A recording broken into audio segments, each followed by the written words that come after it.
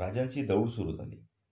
राजांनी मारलेला वाघ बघायला वाड्यात पुणे लोटले होते. चौकात वाघ पडला होता.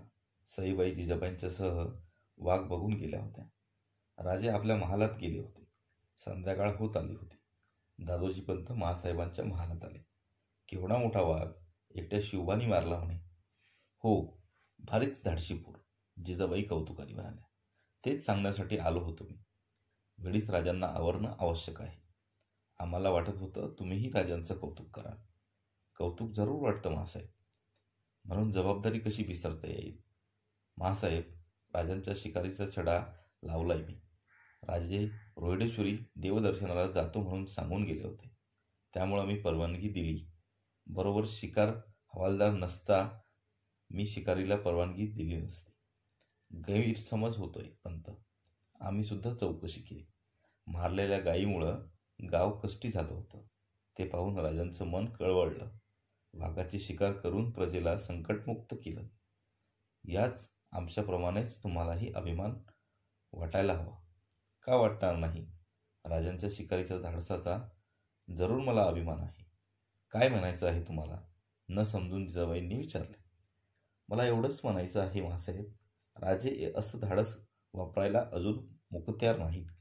कारण विचारता महासाहेब, राजांनी वाघावर गोळी चालवली.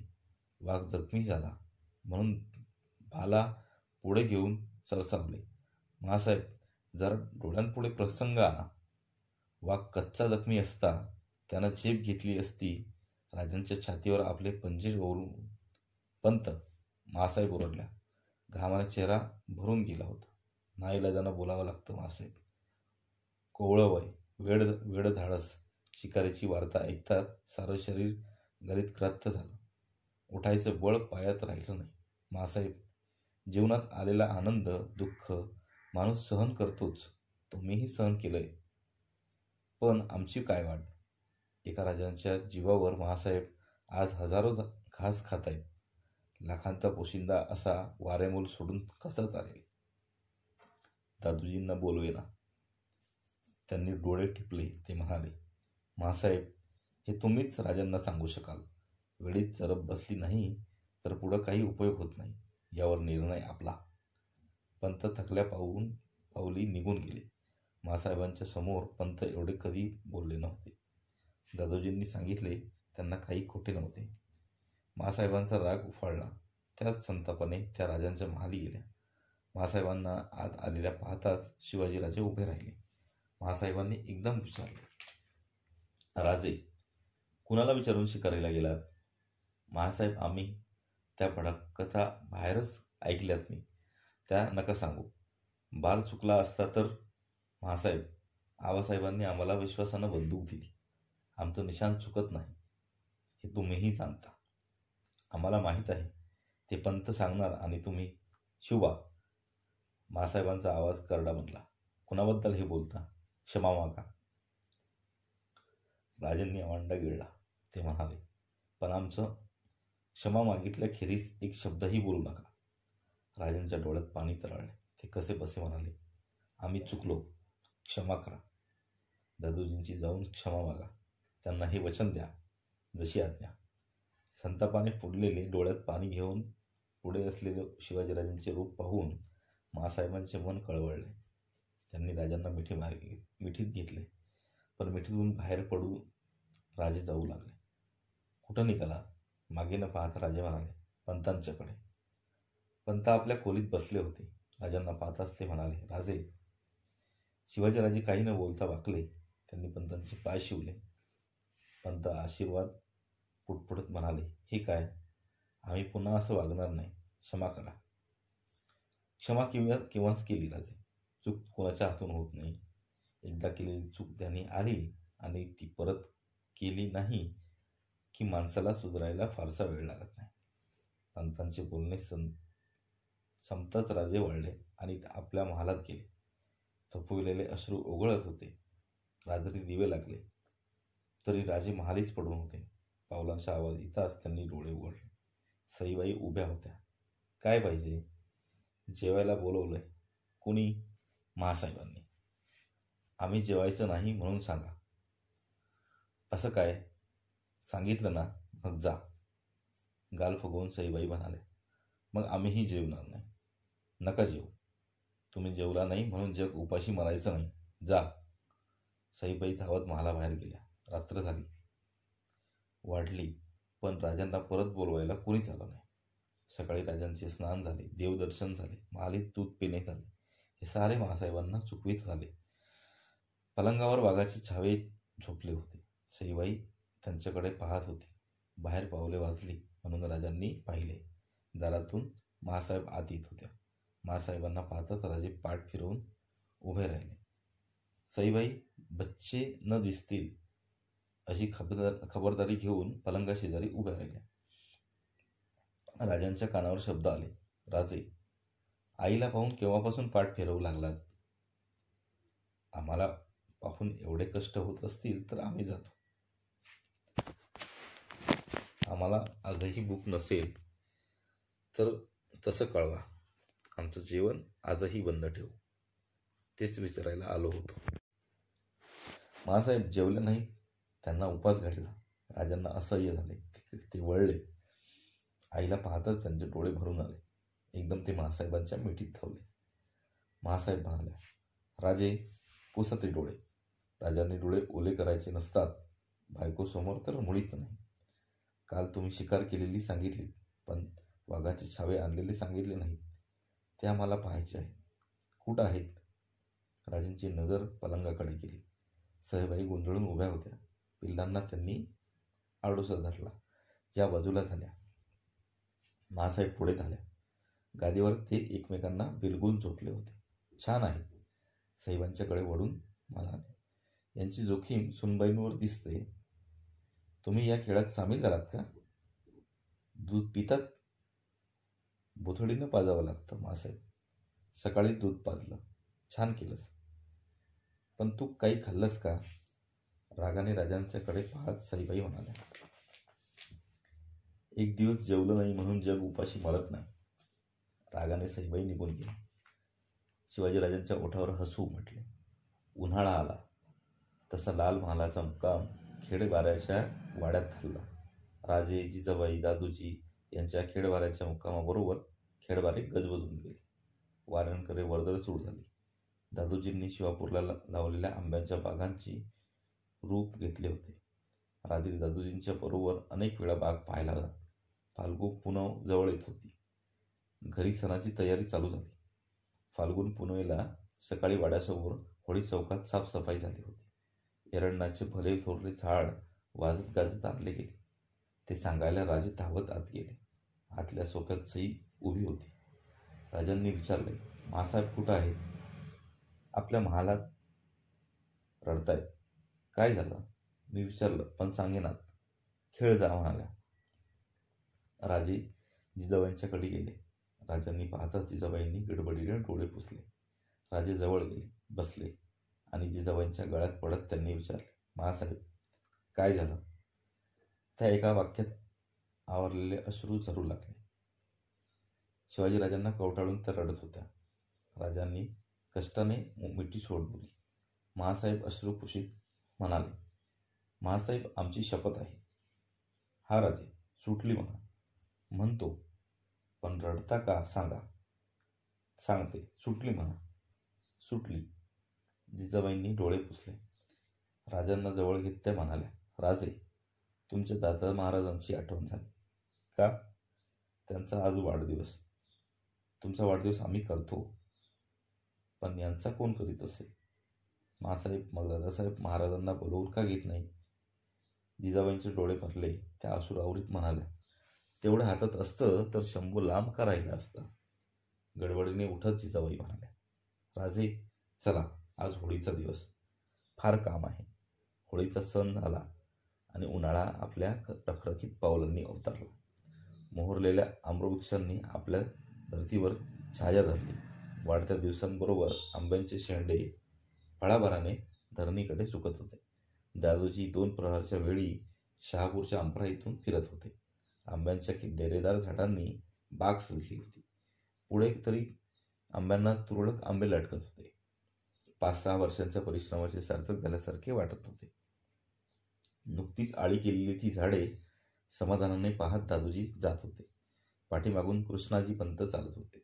दादोजी म्हणाले, कृष्णाजी, लवकर फळं धरली. पंत, याचं श्रेय तुम्हाला.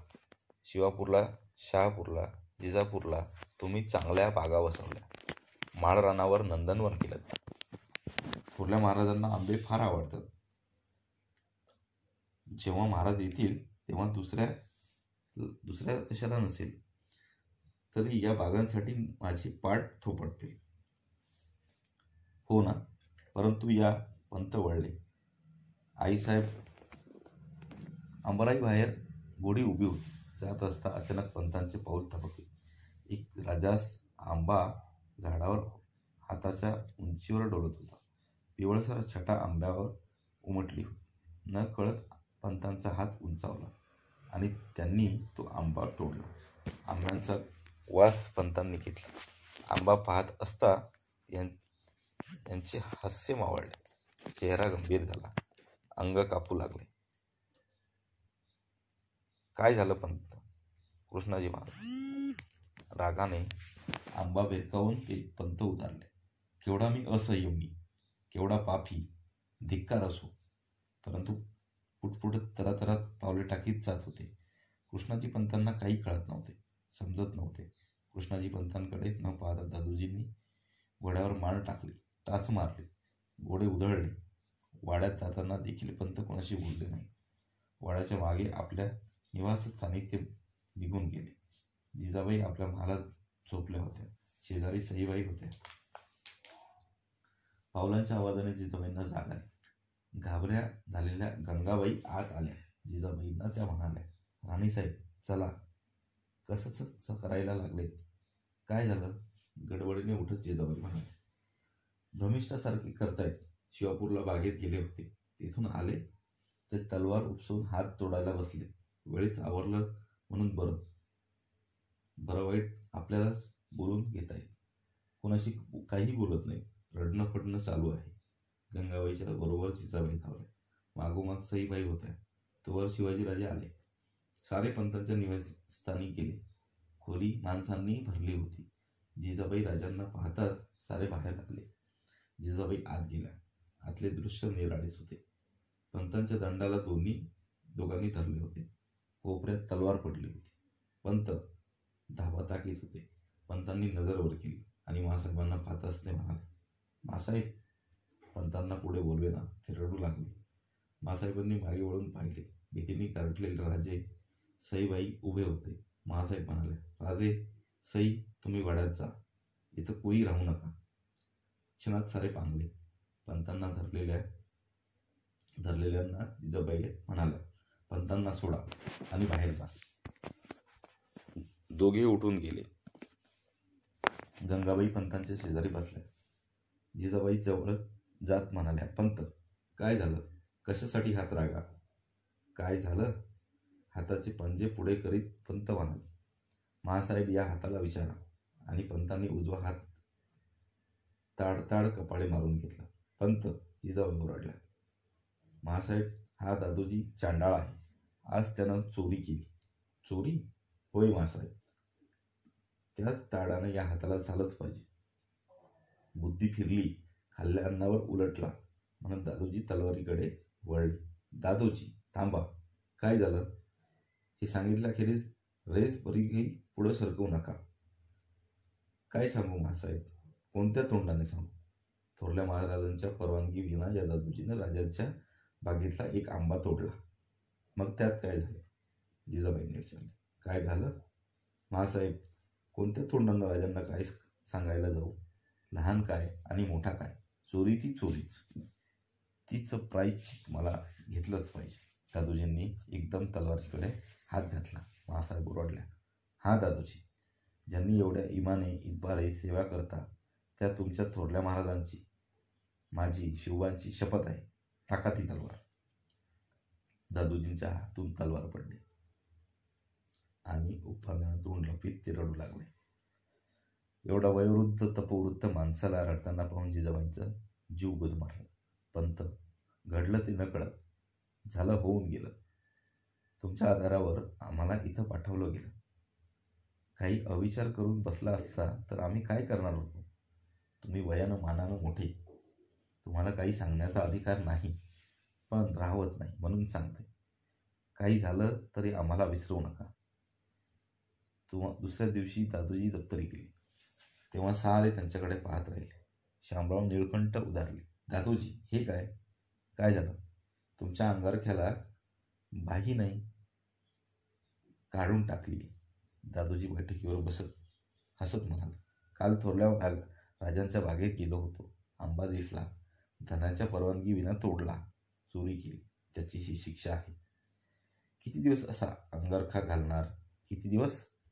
साऱ्यांना एक बाईचा अंगारखा सरावास होईपर्यंत. गुन्हा करताना लाज वाटली नाही, निसटताना तरी का लाजावं? पंत हसले, पण कुणी हसू शकलं नाही.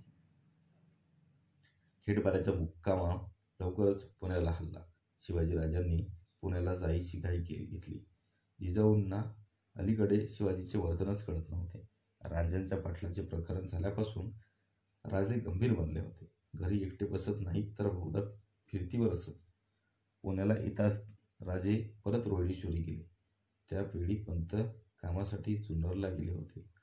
जुन्नरहून दादोजी परत आले. त्यांनी चौकशी केली. राजे रोहिडेश्वरी केल्याचे कळले. पंत चिंताग्रस्त झाले. जिजाऊंना म्हणाले, महासाहेब, राजे मध्येच रोहिडेश्वरी बरे गेले. 8 दिवसांपूर्वीच खेडबाऱ्याहून गेले होते ना? हो, त्यांना ते ठिकाण फार आवडतं. देवाधर्माचा भारी छंद आहे त्यांना.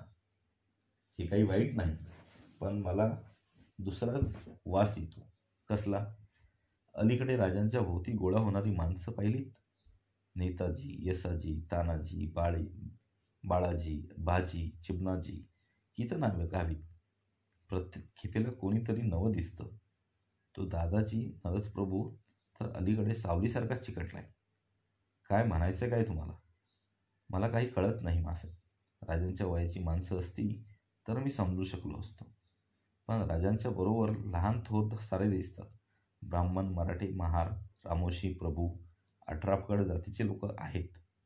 त्यात देशमुख आहेत, देशपांडे आहेत, मावळे आहेत. राजांच्या मनीचे भेद कळत नाही. विनाकारण कल्पनेचे डोंगर असतात दादोजी.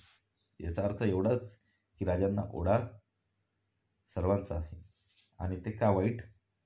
दादोजी काही उत्तर देऊ शकले नाही. ते तसेच माघारी गेले. दादोजींना जी शंका आली तिथं काही खोटे नव्हते. शिवापूरचा सारा वाडा पहाटेच मावळ्यांनी फुलून गेला होता. वाड्याची पागा ताटतांनी सजली होती. राजे बाहेर आले तेव्हा त्यांच्याबरोबर दादाजी, नरसप्रभू, गुप्ते, इसाजी, तानाजी, बाळाजी, चिमणाजी ही मंडळी होती. भीमा लोहार मुजरा करून उभा राहिला. भीमा, कुठवर आलं? 50 तलवारी आणि 100 भाले तयार आहेत. शाबास. आणि इतरांचे? ते बी एवढेच असतील. चला निघूया. सारे रोहिडेश्वराकडे निघाले. फार 2 प्रहरी रोहिडेश्वरावर सारे फिरले. शिवाजीराजांच्या चेहऱ्यावर एक निराळी तेज दिसत होते. झऱ्यावर हातपाय धुवून ते रोहिडेश्वराच्या मंदिरावर आले. दादाजी, नरसप्रभू पुजाराने पूजा केली. बेल आच्छिदलेल्या त्या शिवलिंगापुढे राजांनी साष्टांग दंडवत घातला होता. राजे म्हणाले, दादाजी, पुन्हा विचार करा. विचार केव्हाच ठरला. दादाजी म्हणाले, जगायचं असलं तर वाघाचं जीवन जगू. शेळी म्हणून जगावंसं वाटत नाही आता. मग व्हा पुढं. राजांनी दादाजीचा हात हाती घेतला. पिंडीवर हात ठेवीत राजे म्हणाले, शंभो, हर हर महादेव. आज तुझ्या प्रेरणेनं आम्ही हिंदवी स्वराज्याची शपथ घेणार आहोत. संकल्प तडीला न्यायला तू सिद्धीस आहेस. जोवर स्वराज्याची उभारणी होत नाही तोवर मैत्रीसाठी धरलेला हात आम्ही सोडणार नाही. दिल्या वचनाला अंतर देणार नाही. एवढे बोलून राजांनी पिंडीवर बेल उचलला आणि मस्तकी लावला. दादाजींनी राजांचे अनुकरण केले. नारळ फुटले. प्रसादाचे ताट घेऊन पुजारी बाहेर आला. मंदिराच्या समोर जमलेले 100-125 साथीदार हर्षभरीत नजरेने राजांच्याकडे पाहत होते. राजे पायरीवर बसले. प्रसाद वाटला जात होता. येसाजी, बाजी, तानाजी हे सारे राजे आता काय सांगतात ईकडे लक्ष देऊन होते. राजे म्हणाले, येसाजी, आज आम्ही शपथ घेऊन मोकळे झालो. हे शिंदीर लगतच दैवत स्वयंभू आहे. यानं आम्हाला आजवर यश दिलं, तुमची जोड दिली. आता पुढचे मनोरथ हिंदवी स्वराज्याचे, तेही पुरे करील. त्यासाठी आपली जबाबदारी फार मोठी. नेताजी हे राजांचं आप्त, वयानेही फार मोठं. ते म्हणाले, भीती कसली? भीती नाही. पहिलं पाऊल कोणतं टाकायचं, कुठून टाकायचं याचा विचार करतो आहोत. त्यात विचार कसला? तानाजी म्हणाले, देवासमोर शपथ झाली तेच पहिलं ठिकाण. म्हणजे काय? रोहिडेश्वर घेऊन देवाची जागा कब्जात आणू. ये फार सुरेख. पण गडाची हालत? बाजी म्हणाला, मी फिरून आलोय गड. लय तर 100-200 शिबंदी असेल. गडाला मजबूती नाही, चारी बाजूंना खिंडार आहे. काय दादाजी? ठरलं, रोहिडेश्वरावर प्रथम चाल करायची. ठीक आहे, राजे म्हणाले. उद्या रोहिडेश्वरावर स्वराज्याचा कौल घेऊ. हर हर महादेवाची गर्जना उठली. राजांनी येसाजीला हाक मारली. येसाजी, बाजी, तानाजी, तुम्हा सर्वांची माणसं तयार आहेत ना? हो. रोहिडेच्या पायथ्याला रात्र असताना साऱ्यांनी गोळा व्हायचं. आम्ही जिथं पहाटे येऊ, आवाज गोंधळ होऊ द्यायचा नाही. सारं कसं चुपचाप पार पडलं पाहिजे. सारे रोहिडेश्वराच्या डोंगरावरून परतले. राजे समोर दिसणारा किल्ला पाहत उतरत होते.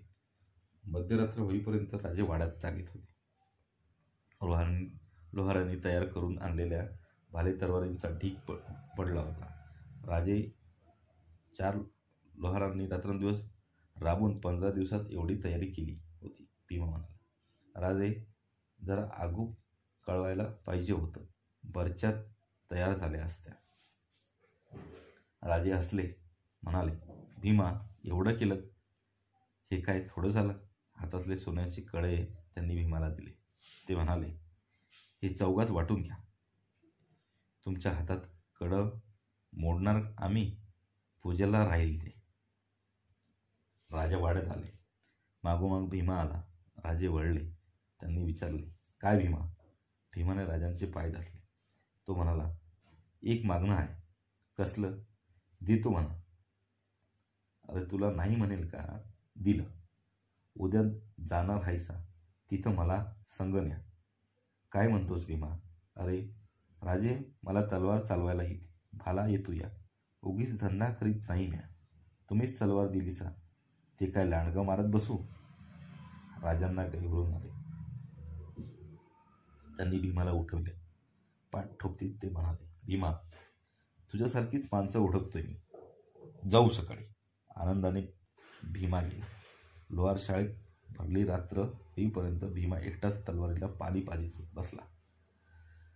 भल्या पहाटे राजे स्नान आटपून बाहेर आले. चौकात भालदार हत्यारे उभे होते. राजांनी पूर्वेकडे तोंड करून उभ्या असलेल्या अश्रावर मान टाकली. पाठीमागे फळ झाले. त्यात भीमाही होता. राजांनी मनात देवाचे स्मरण करून घोड्याचा तास मारली. आकाशात नक्षत्रे लुटलुटत होती. पूर्वेला अजून पांढरी कड उमटली नव्हती. रात्रीतून पहाट होत असता राजे रोहिडेश्वराच्या पायथ्याशी पोहोचले. वाटेवर सारे राजांची वाट पाहत होते. राजांनी उतरताच विचारले, तानाजी, किती गोळा झाले? 1000वर 50. ठीक आहे. ज्यांना हत्यारं नसतील त्यांना हत्यारं द्या. शस्त्रे वाटण्यात आली. पूर्वेला उजाडू लागले होते. साऱ्या रानात पक्ष्यांचा चिवचिवाट वाढला होता.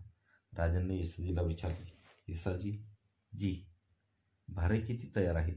50 आहेत. पुरे होतील? रगड हत्यारे होते. जेवढे चारी बाजूंनी सोडले इशारात झाली की गडावर मिळतील. आणि तू?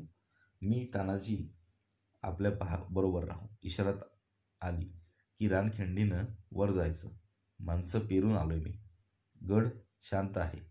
कालचा सुभाना गडावर वस्तीला गेलाय. त्याची मामी हाय गडावर. साऱ्यांच्या चेहऱ्यावर स्मित झळकले. राजे दादोजींना म्हणाले, दादाजी, तुम्ही इथंच राहा. गड फत्ते झाला की वर या. ते नाही जमायचं.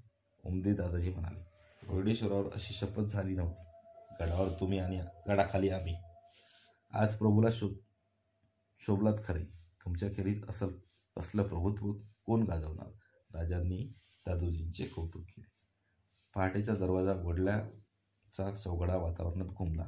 राजे स्वस्थ होते. एक भारेकरी उठला. राजांना मुजरा करीत भारा डोक्यावर घेऊन तो चालू लागला. थोड्या वेळाने आणखी 2 भारेकरी निघाले.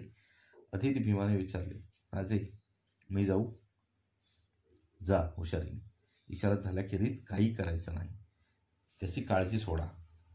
थोडे भारे आणखी गेले आणि भीमाने भारा उचलला. राजांनी विचारले, तलवार घेतलीस ना? भीमाने हसून भाऱ्याकडे बोट दाखविले. सूर्य क्षितिजावर येईपर्यंत रानात फक्त राजे, दादाजी, येसाजी आणि 50 मावळे राहिले. रानावर उन्हे फाकत होती. नव्याने पावलीचे नानवीत रंग रानावर दिसत होते. येसाजीने राजांना खून केली. राजांनी तलवार उपसून मस्तकी लावली आणि ते गडाच्या रोखाने चालू लागले. एक एक पाऊल सावधगिरीने टाकत जात होते. गडांच्या दरवाजावर चौकी पहारेकरी दरवाजांच्या टिवडीवर चिलीम फुकत बसले होते. भारे आत जात होते. पावसाळा आता लवकरच येणार होता. गडावर चढी बांधायचे काम सुरू झाले होते. भारे घेऊन जाणारे सरळ गडात जात होते. पण जसे जास्त भारे जाऊ लागले तसे एकाचे लक्ष त्याच्याकडे केले. यायला आजवर झोपले होते काय भडवे? किती भारच चढवत्यात गडावर. तोवर आणखीन एक भारा आला. पहारेकऱ्यांनी हटकले. कुठलं भारं? इथलंच जी. भारेवाराला म्हणाला. गाव मावळजी. भारेवारा आत गेला. पाठोपाठ तिघे मुंडासे बांधलेले ठेवणीतले कपडे घेतले. कमरेला तलवार, हाती भाला घेतले. गडात घुसले. पहारेकरांकडे न पाहता पुढे जाऊ लागले. पहारेकरांनी हाक मारली. अव पाहुणं, काय म्हणतासा? एकाने वळून विचारले. काय म्हणणार? अगदी घरागत आतच सुटला ना नी. कोण कुठलं सांगशिला का नाही? कुठं निघालासा? कुठला असा? लगीन ठरवाया निघालोय आम्ही. अहो पण कुणाचं? गडाचं. हां? अहो गडाचा पोरगा म्हणजे गडाचंच की. पाडेकरी हसले. एक म्हणाला, आम्हास बोलवा लग्नाला. तुमच्या बिगेर लगन पाड पडायचं वय? म्हणत तिघे मिशीवर ताव देत गडावर गेले. एका पहारेकराच्या डोक्यात कीड पडली होती. त्याला कुठले तरी खटकत होते. हे पहारेकरी, लग्न ठरवायचं गेलेले हत्यारबंद इसम, त्याला काही सुचेना. त्याच वेळी आणखीन एक भारा आत घुसला. पहारेकऱ्याने कट्ट्यावरून उडी घेतली. तो ओरडला, ऐ थांब. भारेवाला थांबला. कुठं भारा घेऊन निघालास? आजची. ते दिसतंय मला. कुणाच्या आघारात? वाड्यात. किल्लेदाराच्या? व्हायची. काल हवालदारानं वर्दी दिली नव्हती. त्याचं भारं? व्हायची. भारेकरी मारला. टाका भारा खाली. भारा खाली टाकला गेला.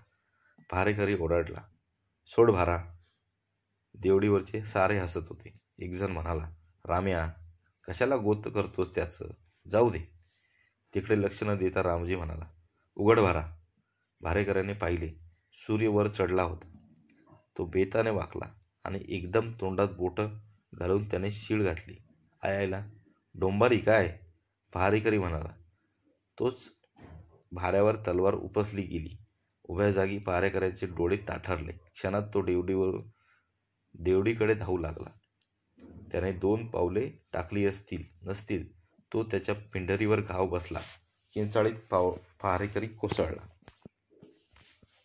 देवडीवाल्यांच्या हातून चिलीम केव्हाच सुटली होती. पायावर पडलेला इंगळ झटकत एक उभा राहिला. बाकीच्या दोघांनी त्याचे अनुकरण केले आणि जिथे तलवारीचे भाले ठेवले होते तिकडे धावले. शीळ घुमताच मागचा भारेकरी धावला.